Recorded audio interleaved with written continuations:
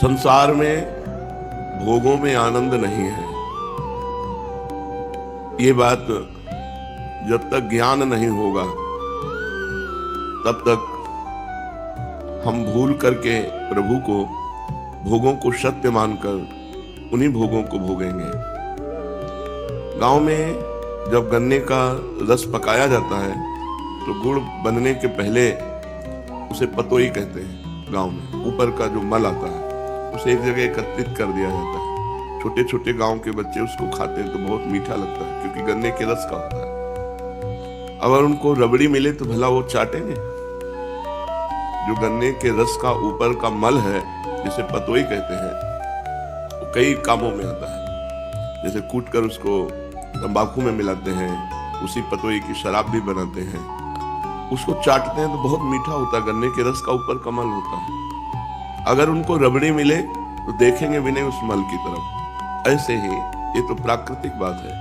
मलवत भोगों को हम पा करके हर्षित आनंदित हो रहे हैं। यदि सच्चिदानंद भगवान के नाम रूप लीला रस का हमको थोड़ा भी स्वाद मिले तो फिर हमारे को संसार के भोग आकर्षित नहीं कर सकते। इसको महापुरुषों ने वमन के समान बताया है। मान, प्रतिष्ठा, भोग, ऐश्वर्य, ये मायाकृत है।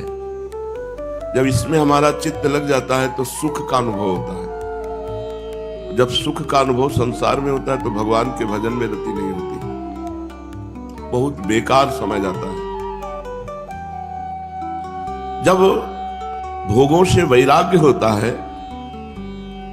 तो उसे एक अलौकिक शांति मिलती है। भगवान कहते हैं त्यागात् शांति अनंतरम, त्याग से एक शांति प्राप्त होती है। त्यागान्नास्ति परम सुखम, त्याग से बढ़कर कोई सुख नहीं है। पर भोगी पुरुष यही अनुभव करता है कि भोग से बढ़कर कोई सुख नहीं है। अगर भगवान के नाम जप के प्रभाव से, भगवान की लीला कथा सुनने के प्रभाव से ये बुद्धि हमारी मान जाए कि संसार के भोगों में सुख नहीं है, भोगों को त्याग कर भगवान के भजन में सुख है, तो हमारा जीवन सार्थक हो जाए। पर ये बिना भजन और सत्संग के नहीं हो सकता। साधन को हरिभजन है, कै सत्संग सहाय। यदि सत्संग की सहायता मिल जाए और भगवान का भजन होने लगे तो संसार हमें फीका नजर आवे। नहीं तो छोटी छोटी बातों में हम फंसे हुए हैं, छोटे छोटे व्यसनों में हम फंसे हुए हैं। न जाने कितनी गांठें लगी हुई है माया की। इसीलिए सत्संग की बड़ी महिमा है।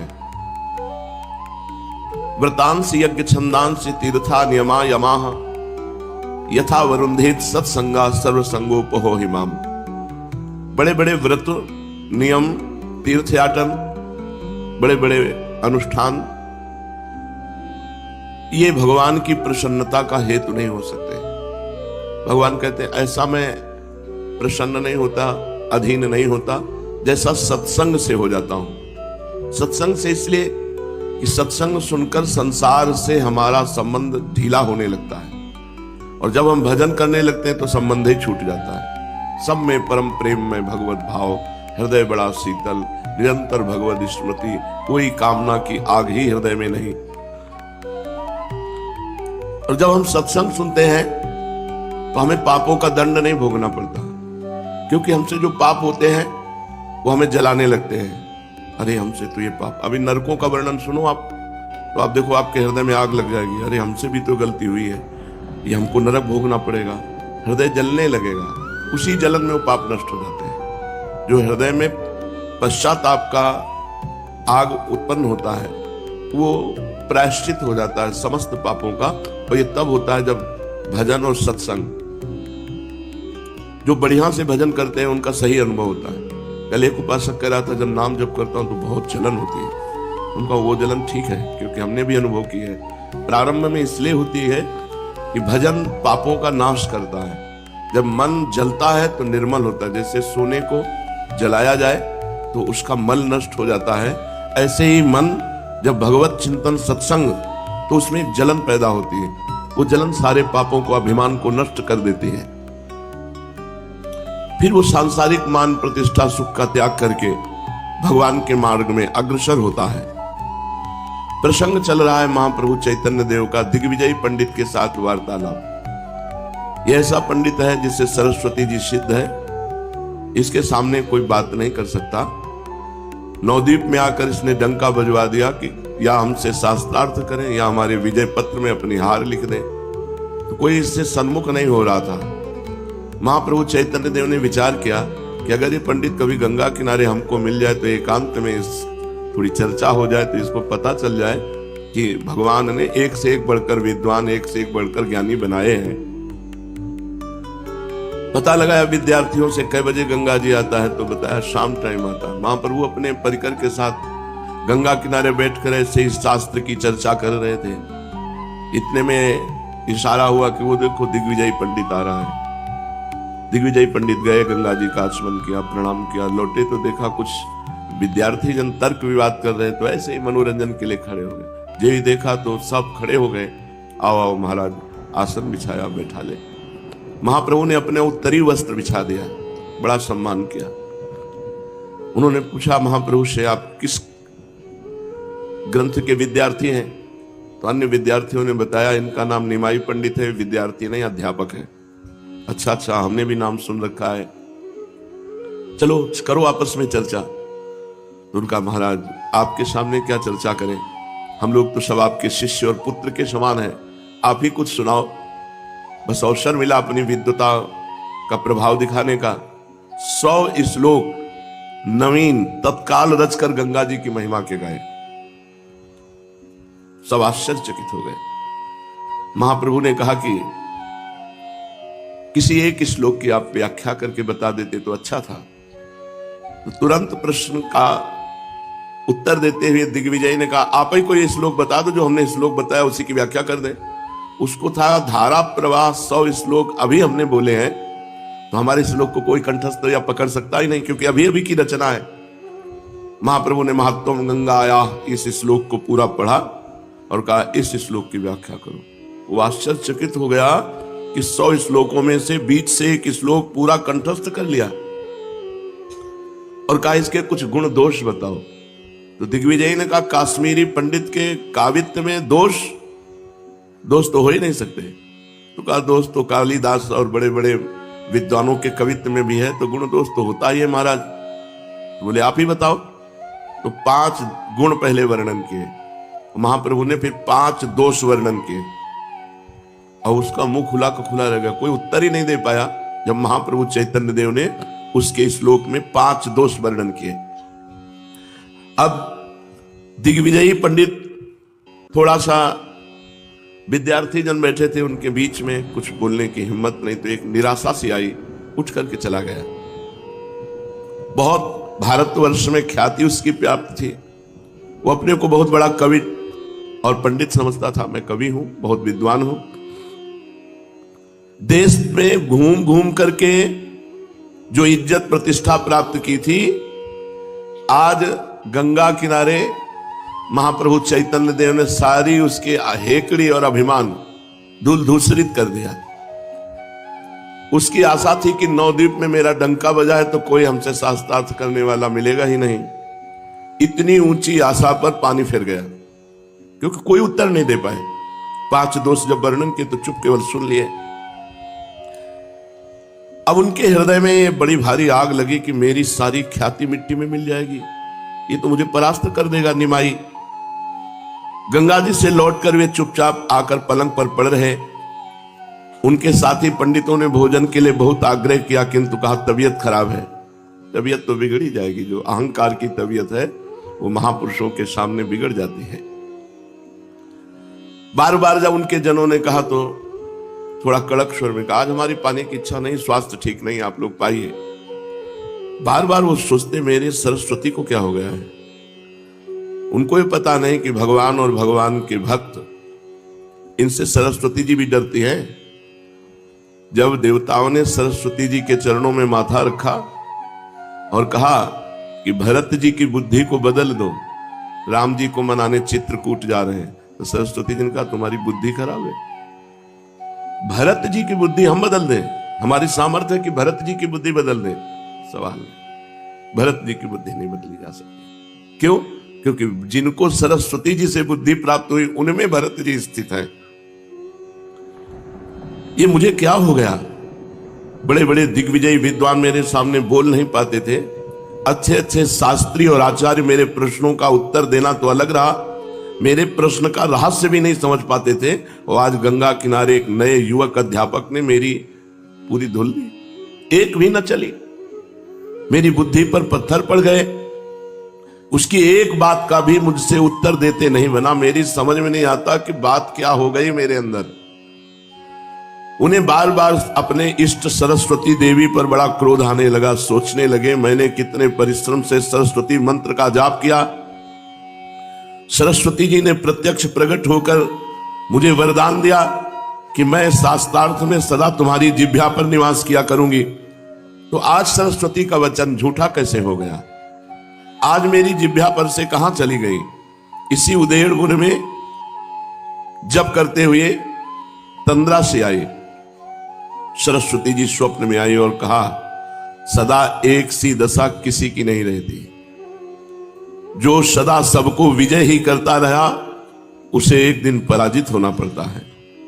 तुम्हारा पराभव तुम्हारा कल्याण करेगा, ये तुम्हारी पराजय तुम्हारा कल्याण करेगी। इसे तुम्हें इस दिग्विजय का और मेरे दर्शन का फल समझना चाहिए। यदि आज तुम्हारी पराजय न होती तो तुम्हारा अभिमान और भी अधिक बढ़ता।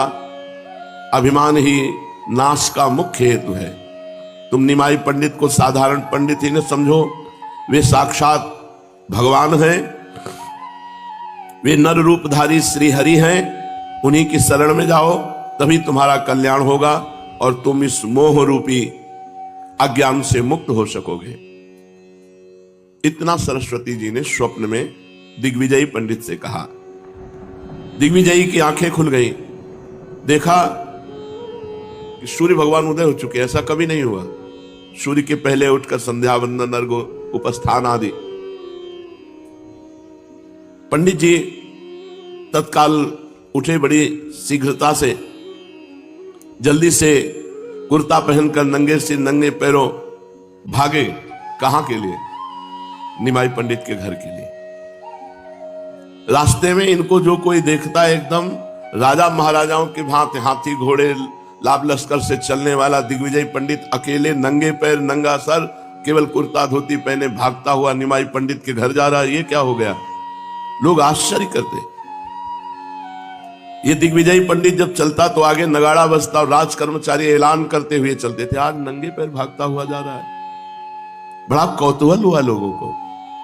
कोई कोई तो क्या हो गया इसके लिए पीछे लग जाते, पंडित के पीछे। बहुत से विद्यार्थी और अध्यापक दिग्विजय पंडित के पीछे लगे। निमाई पंडित के घर जा रहा है, क्या होगा? झुंड के झुंड ब्राह्मण इनके साथ हो गए। किसी से पूछा निमाई पंडित का घर कौन है? उस समय महाप्रभु चैतन्य देव गंगा स्नान करके तुलसी जी को गंगा जल दे रहे थे। दिग्विजय पंडित को अपने घर आते देख करके लोटा रख दिया और हाथ जोड़ करके प्रणाम किया। दिग्विजय पंडित सादे वेश में सीधे जाके महाप्रभु के चरणों में साष्टांग लौट गए। ये बड़ी बात है। सारा अहंकार तिनकी संगति रहत, जाति कुल मद सब नंसै। भगवत प्रेमी महापुरुषों के संग का प्रभाव जन्म जन्मांतर के अहंकार की गांठ खुल गई। महाप्रभु को साष्टांग दंडवत किया, चरण पकड़ लिए। महाप्रभु ने जल्दी से उठाकर छाती से लगाते हुए कहा, अरे अरे महाराज महाराज, ये आप क्या कर रहे हैं? मैं तो आपके पुत्र के समान हूं, आपके शिष्य के समान हूं। आप जगत पूज्य हैं, आप ऐसा करके मुझ पर पाप क्यों चढ़ा रहे हैं? आप मुझे आशीर्वाद दीजिए, आप ही मेरे परम पूजनीय और परम माननीय हैं। गदगद कंठ से दिग्विजय ने कहा, प्रभु बस अब नहीं। मान प्रतिष्ठा की भयंकर आग में जलता हुआ पूरा जीवन हो गया। अब इस पापी को अधिक मत ठुकराइए, अब स्वीकार कर लीजिए। प्रतिष्ठा रूपी शुकरी विष्ठा को खाते खाते पतित हो गया। नारकियों को अधिक पतित न बनाइए। हे शरणागत प्रतिपाल भगवान, आप मेरा उद्धार कीजिए। वो ऐसे आंसू बहाते हुए महाप्रभु के सब पंडित आश्चर्यचकित, ये क्या हो गया? दिग्विजय पंडित के एक बच्चे जैसी हालत। महाप्रभु हाथ पकड़ करके अंदर ले गए, क्योंकि भीड़ लगी हुई थी बाहर।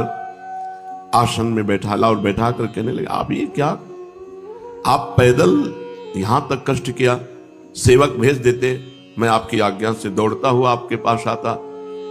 मालूम होता है आप मुझे सम्मान प्रदान करने और मेरी इस टूटी फूटी कुटिया को पावन करने के निमित्त यहां पधारे हैं। मैं अपना परम सौभाग्य समझता हूं, आज मेरा ये घर पावन हो गया, मेरी विद्या सफल हो गई, जो आप जैसे महापुरुषों के चरण हमारे यहां पड़े। दिग्विजयी पंडित सिर नीचा के आंसू बहाते हुए चुपचाप प्रभु की बातें सुन रहे थे। वे कुछ भी नहीं बोल रहे थे। इसलिए प्रभु धीरे धीरे फिर कहना आरंभ किया, वो कल की बात के लिए मुझे बड़ी लज्जा आ रही है। मैंने व्यर्थ में ही कुछ कहकर आपको दुख पहुंचाया, तो आप कुछ अन्यथा न समझें। बस हम सब विद्यार्थी जन बैठकर शास्त्रार्थ कर रहे थे, शास्त्र की बातें कर रहे थे, वैसे ही आपसे बात कर ली। वैसे आपने पूरे नवद्वीप में सुना होगा मेरा बड़ा चंचल स्वभाव है। उसी चंचल स्वभाव के वश आपकी कविता में गुण दोष का वर्णन किया। आप सब बातें भूल जाओ। मैं ऐसे ही बकने लगता हूं। चंचलता के कारण मैं छोटे बड़े का ध्यान नहीं करता। ऐसा लगता है कल मुझसे अनुचित बात हो गई, मेरे मुख से कुछ ऐसा निकल गया जिससे आप दुख पाए, मैं क्षमा चाहता हूं। अब दिग्विजयी चुप नहीं रह पाए, अधीर होकर बोले, बस प्रभु बस, अब मुझे अधिक वंचित न कीजिए। मैं ऐसे भाग के नहीं आया। मेरे इष्ट देव सरस्वती ने रात में स्वप्न में मुझे बता दिया, मेरे उद्धार का उपाय एकमात्र आपके चरणारविंद है। प्रभु ने कहा, आप कैसी बातें कह रहे हैं?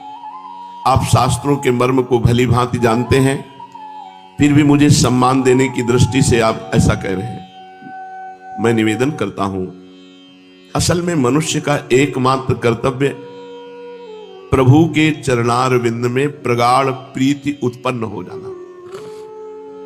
वही धर्म, वही कर्म, वही योग, वही ज्ञान, वही विद्या सफल है जिससे भगवान के चरणों में सुदृढ़ प्रीति हो जाए। ये जो आप हाथी घोड़ों को लिए साथ घूम रहे हैं, ये भी ठीक है, किंतु इनसे सांसारिक मान प्रतिष्ठा भोगों की प्राप्ति हो सकती है, भगवत प्राप्ति तो नहीं ना।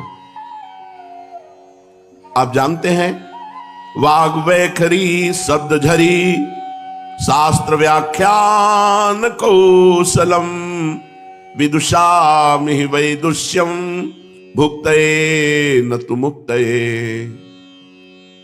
बहुत वाणी प्रवीण है बोलने में, वाग वैखरी, धारा प्रवाह, लक्ष्यदार भाषण, ये सब सांसारिक भोग मान प्रतिष्ठा दिला सकते, भगवत प्राप्ति नहीं। न तो मुक्त है, माया से मुक्त नहीं करा सकते, प्रभु के पाद पद्मों की प्राप्ति नहीं हो सकती। ये सांसारिक प्रतिष्ठा, ये महत्व है ही क्या? जो आज है कल नहीं रहेगी, विश्वास करो। इस मान प्रतिष्ठा को जो अपने में स्वीकार कर लिया, अहंकार बढ़ाकर कल दुखी होगा, क्योंकि जो आज स्थिति वो कल नहीं रहेगी, जो कल रहेगी वो परसों नहीं रहेगी। ये परिवर्तनशील संसार है। मान प्रतिष्ठा की प्राप्ति के लिए प्रयत्न करना व्यर्थ है। महाराज भर्तृहरि ने इस बात को भली भांति समझा था। वे स्वयं राजा थे, सब प्रकार के मान सम्मान और संसारी भोग पदार्थ उन्हें प्राप्त थे। उनकी राजसभा में बड़े बड़े धुरंधर विद्वान दूर दूर से नित्य प्रति आया ही करते थे, इसीलिए उन्हें इन सब बातों का खूब अनुभव था। वे सब जानते थे कि इतने भारी भारी विद्वान इज्जत, प्रतिष्ठा और अनित्य तथा दुख का मुख्य हेतु बताने वाले धन के किस प्रकार आसक्त हैं। इन्हीं सब कारणों से उन्हें परम वैराग्य हुआ और उन्होंने अपने परम अनुभव की बात एक श्लोक में बताई कि किम वेदैः स्मृतिभिः पुराण पठनैः शास्त्रैर् महाविस्तरैः स्वर्ग ग्राम कुटी निवास फलदैः कर्म क्रिया विभ्रमैः मुक्त्वैकं भवबन्ध दुःख रचना विध्वंस कालानलम् स्वात्मानंद पद प्रवेश कलनम शेषावणिक वृत्तयः। श्रुति स्मृति पुराण बड़े विस्तार के साथ शास्त्रों के ही पठन पाठन में जिंदगी लगाए रहने से क्या होता है? बस इनसे बहुत ज्यादा प्राप्ति होगी तो स्वर्ग की प्राप्ति होगी। स्वर्ग में अपने पुण्यों का भोग भोगने के बाद फिर आपको मृत्यु लोक में जन्म मिलेगा। क्या हुआ आपके कर्मकांड की क्रियाकलाप से? क्या हुआ आपके शास्त्रों के कंठस्थ करने से, शास्त्रों के स्वाध्याय से? जो इस दुख रचना से युक्त संसार बंधन को विध्वंस करने में प्रलयाग्नि के समान तेजोमय है, ऐसे प्रभु के पाद पद्मों को निरंतर भाव से सेवन करते रहने के अतिरिक्त ये सभी कार्य वैश्यों के व्यापार के समान हैं। शास्त्र स्वाध्याय कंठस्थ कर लेना, दूसरों को प्रवचन कर लेना आदि आदि, ये सब व्यापार मात्र है। यदि भगवान के चरणों में प्रीति ना हुई तो एक भगवान के चरणों का निरंतर चिंतन ही संसार सागर से पार होने का उपाय है।